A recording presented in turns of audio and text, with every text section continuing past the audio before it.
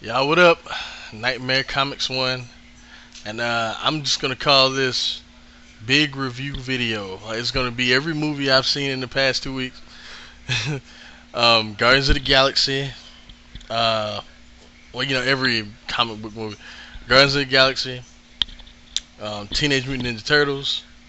Uh, Assault on Arkham. Iron Man, Captain America. I feel like I'm forgetting something, but let me get right into it. First thing I'm talking about is Guardians of the Galaxy. Um, just perspective on the movie. I think it is upper echelon Marvel Studios. I think that it is one of. I don't know if it's the best. That's a matter of opinion. But one thing that's not opinion though is that it is definitely high end. Marvel Studios film. Out of Captain America 2 and that this year, I like that better. And y'all know how I feel about Captain America 2. Um, I don't know if it's better than Avengers. I mean, it's close. Captain America 2 was close. I feel like those are the top three. That's my opinion. Like, I don't think anything. Take your pick which one you like the best. But the movie was it wasn't too long. It was right at 2 hours. I think like an hour and 50 minutes to be honest. Um, okay. Without really spoiling anything, if y'all don't know, Peter Quill was a kid on planet Earth. When he was young, his mother died of what I think was cancer, I believe. And she was like, you go stay with, I think it was his uncle or some shit until your dad comes back to get you. And that comes back at the end of the movie. I'm not gonna ruin that, but and then he goes outside. He's sad about what happened. And he goes and runs outside, and then he gets taken away by a spaceship. And fast forward a little bit. He's Star Lord. He's robbing people, shit like that. He stole this orb, and the orb had something mysterious about it. He gets caught by the Nova Corps. Well, actually, he doesn't get caught by the Nova Corps. He runs. He actually gets away with the orb, and then Gamora, who is a associate of Ronan, who's the main villain of the movie, and also Thanos' daughter. If y'all don't know, she goes after him to get the orb, with Ronan thinking that she's going for him to get the orb and give it to him. They end up fighting on Xandar, which is the home planet of Nova Corps, which I completely marked out for. They end up fighting. Rocket Raccoon and Groot are there, and they see that there's a bounty on Pete's head, so they want to catch him so they can get the money. They all end up going to prison. And after they go to prison, they meet Drax. Drax is a dude whose family was killed by Ronan, so he wants revenge, and he knows that Gamora is a ally of Ronan, so he wanted to kill her at first, but then Pete convinced him to use her to lure Ronan to her. What I mean? So he was gonna wait, encounter Ronan and then kill him there. But pretty much the plot, they all get brought together by some weird circumstance. Things happen, they become close to the point they become friends, and it's believable. It is totally believable. My biggest problem with movies like this is that they try and rush the fact that they're friends quickly. And the one thing I liked about Avengers is that they weren't friends, and like even kind of they weren't friends until their life was on the line, until they thought Coulson was dead, which he was dead. If you've seen Agents of Shield, it's just some stuff happened. But I like that. I like the fact they didn't. It wasn't unbelievable. They made you think they were friends immediately, and you bought into it. You know what I mean? I'm not gonna ruin anything else about the plot because I kind of want y'all to see it. But things I loved about the movie, there were many elements of the Marvel Cosmic Universe in the movie. Like, they even had a cameo from Cosmo, the space dog, which is hilarious to me. And there was a dark elf inside of one of the collector's boxes. It was a dark elf in there. That was cool. If you've seen Thor 2, the dark elves are the main villain in that, and that was cool. Let's see what else. You can tell James Gunn did his homework. It wasn't just somebody that didn't give a fuck about the property just making a movie. So that's the thing. That's why I hate people that, get upset with us, the nerd. Like, hey, y'all want this to be like this. This is a movie, and y'all gotta stop acting like that. But, I mean, dog, what do you expect me to do? Like, these are characters that, like, at least since 2008, which is when I got into Guardians of the Galaxy, with Dan Abnett and Andy Lannon's run on it. For the past, 6 years, 6, 7 years, I mean, these been some of my favorite characters. Rocket, I remember reading like little Rocket stories when I was a kid.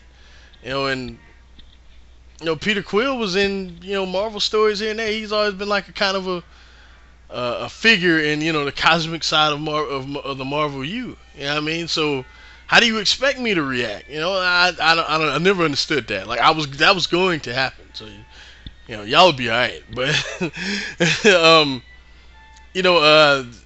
it made Zoe Saldana tolerable. Because I usually don't like her. I think she's kind of terrible. That's why I was a little upset when they casted her as Gamora. I was like, she sucks, though. She was good in this. Really good in this. I think, in my opinion, and it's talking about everything, in my opinion, it's her best performance ever. Zoe Saldana, that's her best performance. What's his name? Chris Pratt as Pete. He was great, man. He was great as Star-Lord. And I like the fact that he wore the mask, like, a lot. And it wasn't just like a thing, where he just kind of, here y'all go for y'all fans. Like, nah, it was kind of like his gas mask, which I thought was dope, because that's what it is. I was worried they wouldn't do that, and I'm glad they did.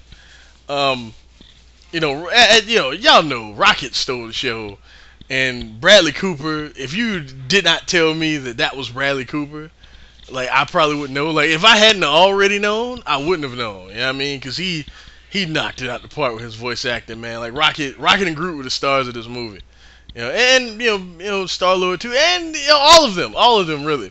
But I feel like Rocket Raccoon definitely, stood out the most in my opinion.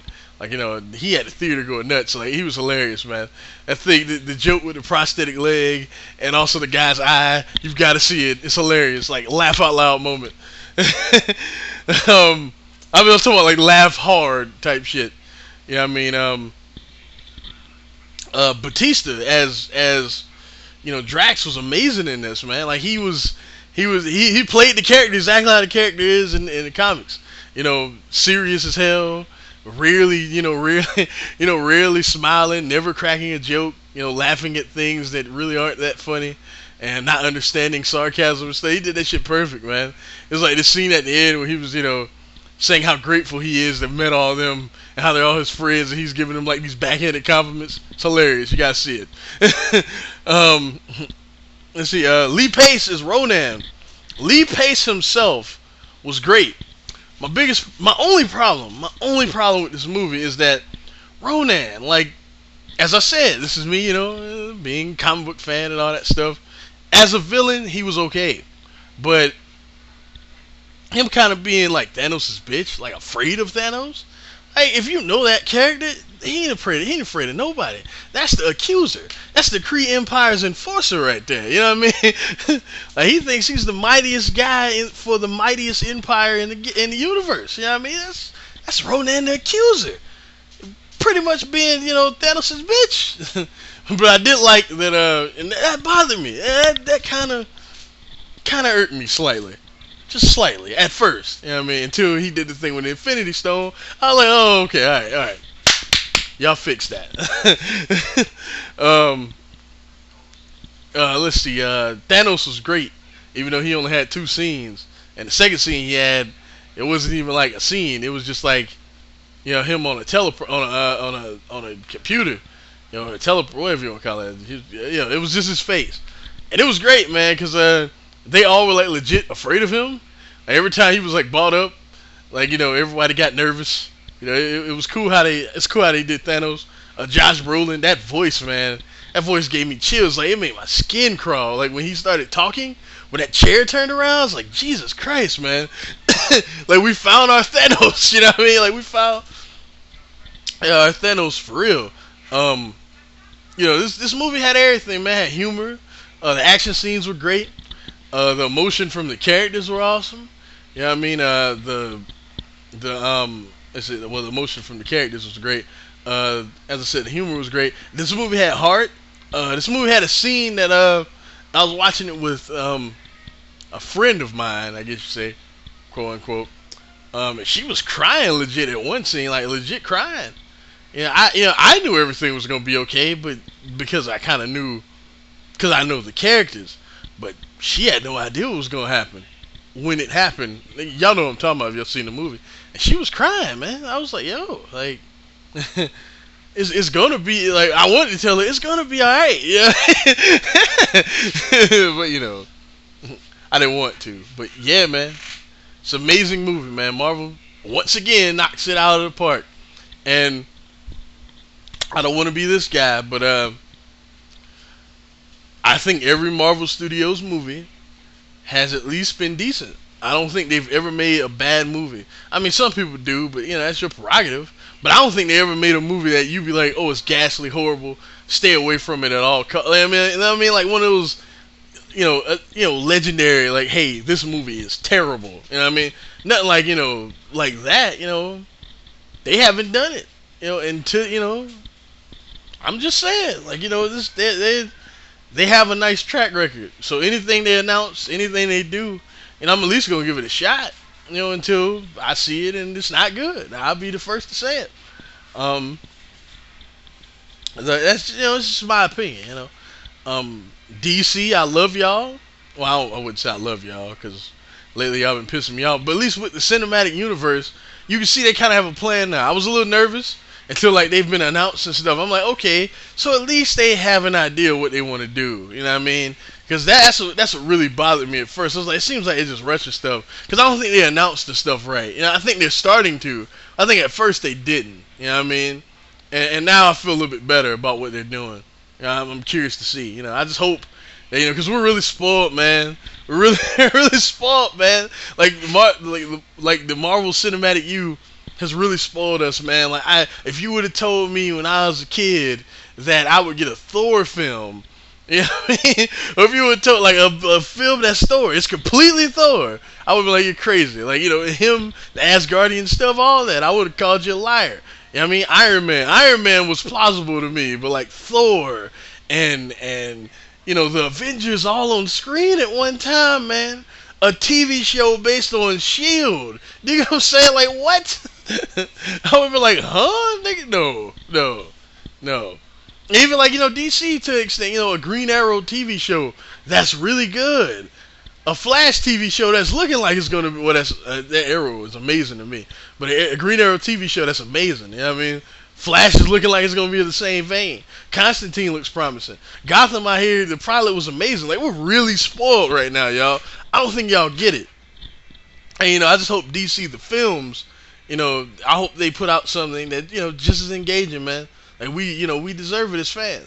I would, yeah, we do, because I want them to be up there fighting with Marvel because it's great for everybody. If they got something great and Marvel got something great, and every time I go to the theater, which is, to be honest with you, when little I do go, when I go, it's always for a superhero movie, man. I'm not going for these crime thrillers and stuff that are like movie of the year contenders. Sometimes I do. Sometimes I go for like the Oscar films, the artsy films, and things like that.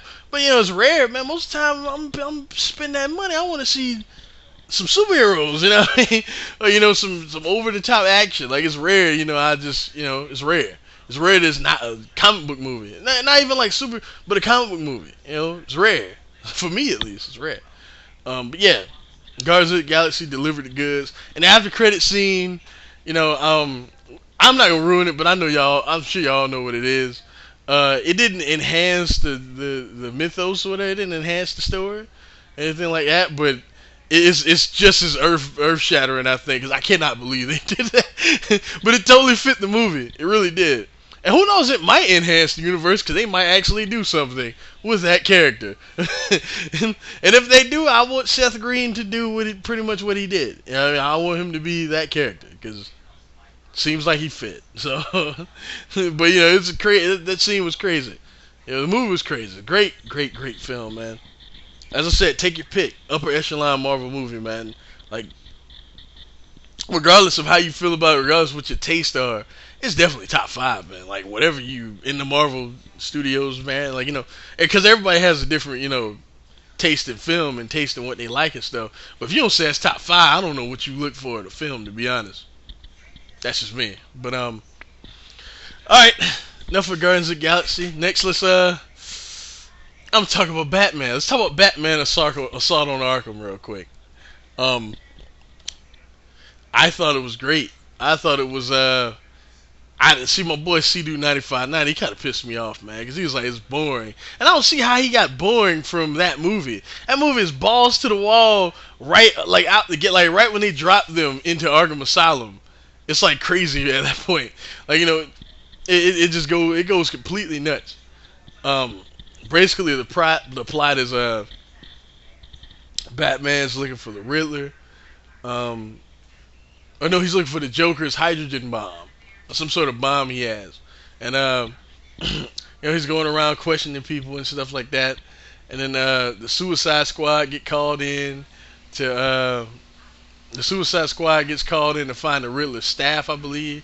They believe it has, like, the trigger to the bomb on it or something like that. That's only one problem with this. Like, you had to really pay attention because the story kind of jumped all over the place. The pacing was weird because, like, as crazy as things got and as entertaining as it was, which was wildly entertaining, like it jumped all over the place, man. It really did. So they get called into Arkham, to wreck shit and do what Amanda Waller, to wreck shit and do what they do. Now here's my thing. It's called Batman Assault on Arkham. It's not really a Batman movie. He's in the movie for I think about 15 minutes total. You know what I mean? He's kind of like the backdrop of the film. Because they kind of do things that kind of stay off Batman's radar. So there's that. The movie's mainly about the Suicide Squad, and even more so about Deadshot. He's awesome in the movie. Neil McDonough does a good job with his voice. I don't know if the whole squad, though. Great White is on the... Killer Shark, who's supposed to be Great White. He's on the squad, and he's great in it. He's hilarious. Harley Quinn, the chick that did Harley Quinn, it wasn't Tara Strong. It wasn't Arlene Sorkin. I don't know who it was, but... if you ask me, you really couldn't tell much of a difference. You could tell because subtle differences, but it wasn't much of a difference. She did a great job, man, and she was my favorite part of the movie. She was just crazy, just crazy as hell. Like pretty much exactly what you expect from a more mature Harley. You know what I mean? Troy Baker is the Joker. I'm almost cool if Mark Hamill never comes back. Like I hate to say it like that because he's the best, he's the god. But we can never get him again. Troy Baker's fine. Like, Troy Baker is fine. Like, for real. I sincerely mean that. He is fine. His Joker voice, man, like, oh my God. It's not Hamill's, but it's almost. It's pretty damn close. You know what I mean? So he killed that. He killed the Joker. He was great. The whole squad was cool. Killer Frost was cool. She had a secret mission from Waller to kill the Riddler. It turns out the Riddler was actually put there by Waller also. Waller wanted him to kill the Riddler to cover up her own mess. The story I'm not going to get too much into because it's crazy. But the movie's wildly entertaining. The fight scenes are great.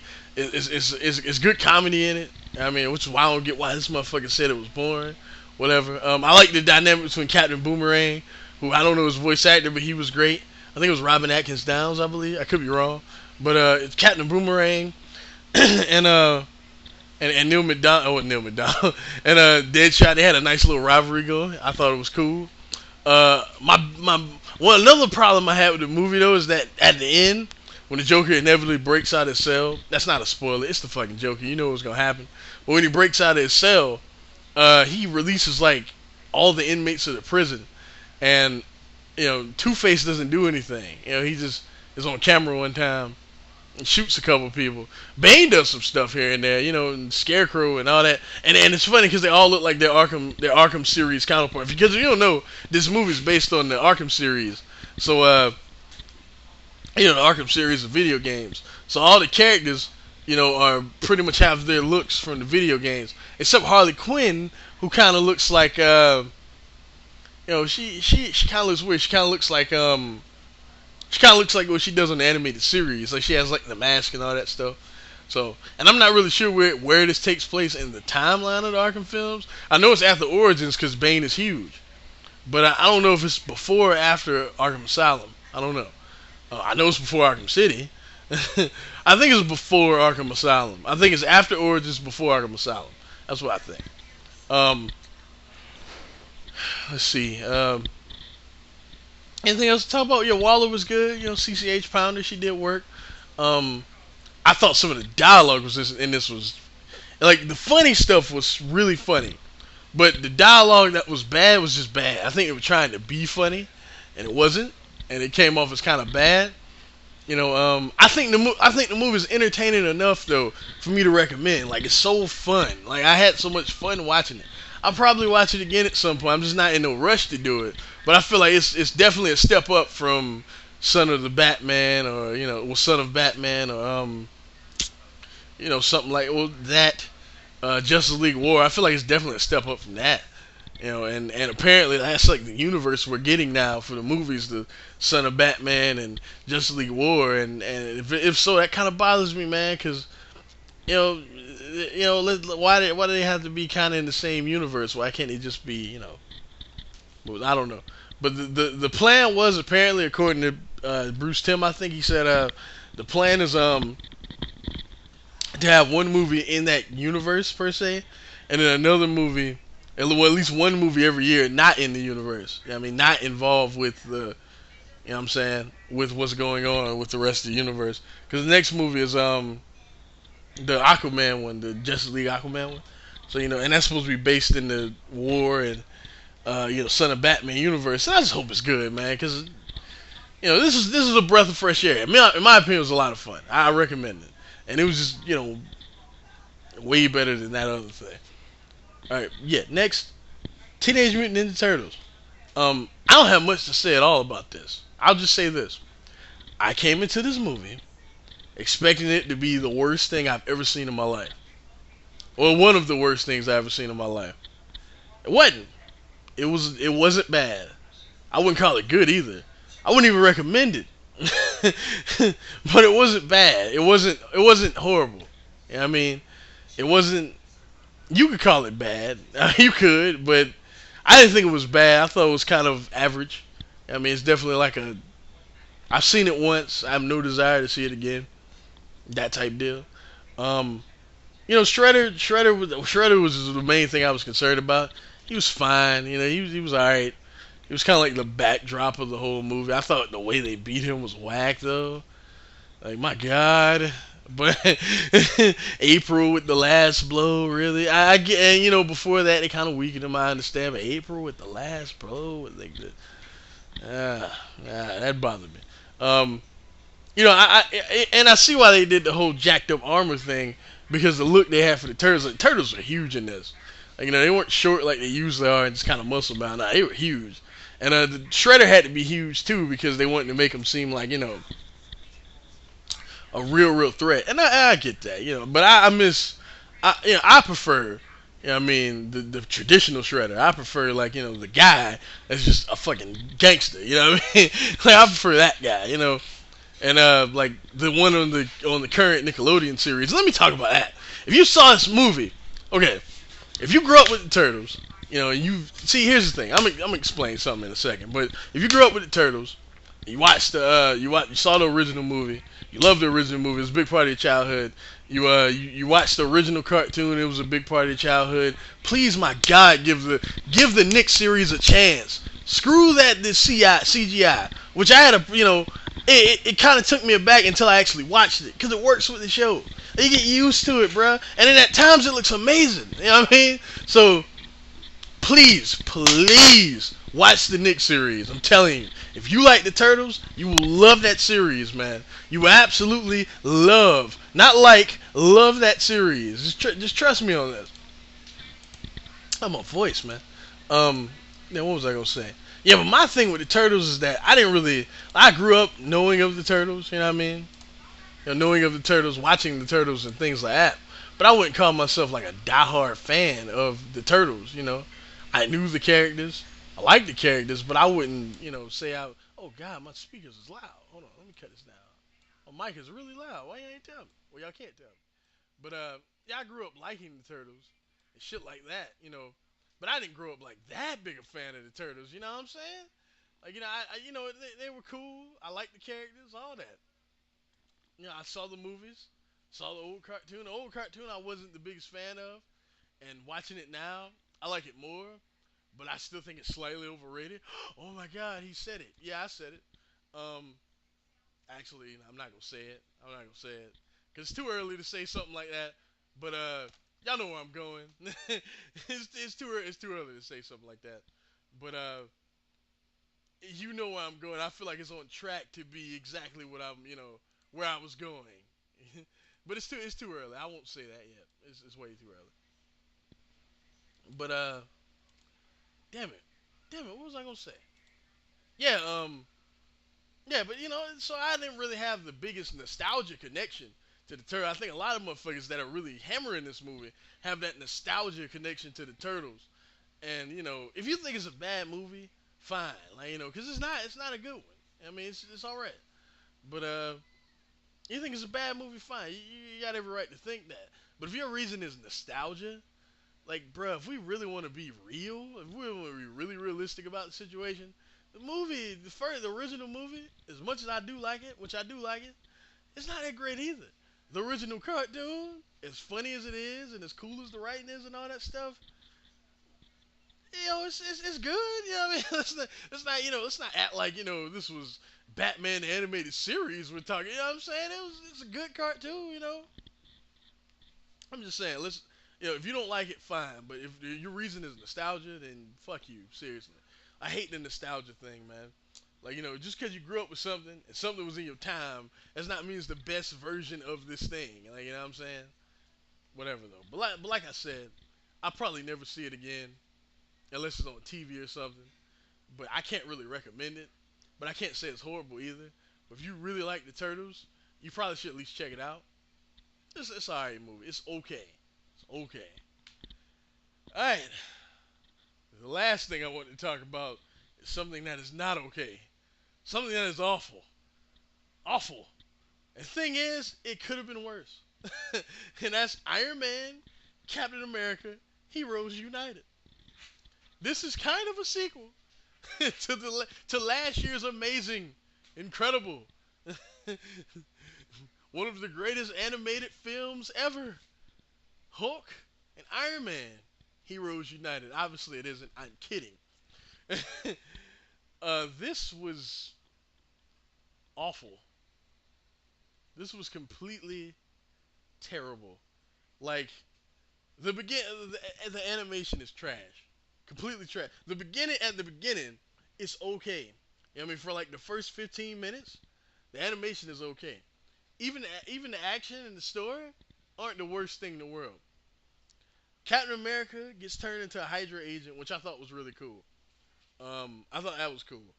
But nothing is really like that great about the movie. Nothing's like really that good about the movie.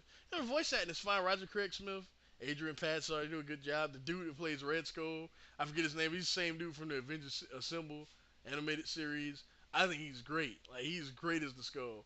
Clancy Brown as a Taskmaster was good too. But there's that, and then like it's like the moment he gets the moment Captain America gets his wits about him, the movie becomes awful. Like, the dialogue just dips. I mean, the animation becomes the worst thing I've ever seen in my life. They bring the Hulk in, they give the Hulk these horrible lines. This is terrible, terrible ending. It's this ridiculously cheesy ending, man. The only thing I liked really was Taskmaster and the Red Skull. To be honest with you, yeah, their dialogue back and forth was really cool. But aside from that, that's it, man. Like, it's not a good movie. It's bad. Like, stay away. It's not like Heroes United last year, but it's bad, man. Now, apparently they're trying to like build this up to like some Avengers movie down the road. I think with Iron Man kind of like the piece to like bridge the gap with their character. And I would honestly, because Avengers Assemble to me is an alright show that got so much better towards the end. It became alright and then good. You know what I mean? So if they wanted to do that, a movie with that, fine. But Not this shit. Not this shit at all. Anyways, y'all, Nightmare Comics 1. Holla at y'all later, man. Peace.